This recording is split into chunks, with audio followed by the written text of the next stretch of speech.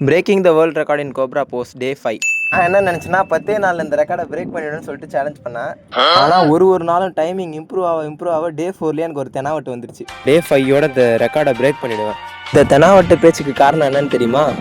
நேற்று எடுத்த மசாஜும் இதோ நான் கையில் வைத்திருக்கிறேனே இது என்ன?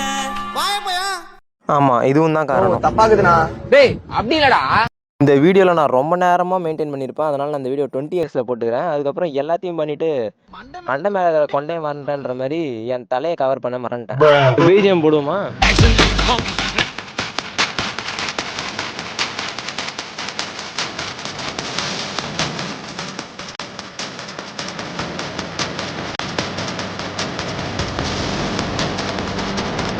ஒரு வழியாக நம்மளுடைய ப்ரீவியஸ் ரெக்கார்டை நம்ம இன்றைக்கே பிரேக் பண்ணிட்டோம்.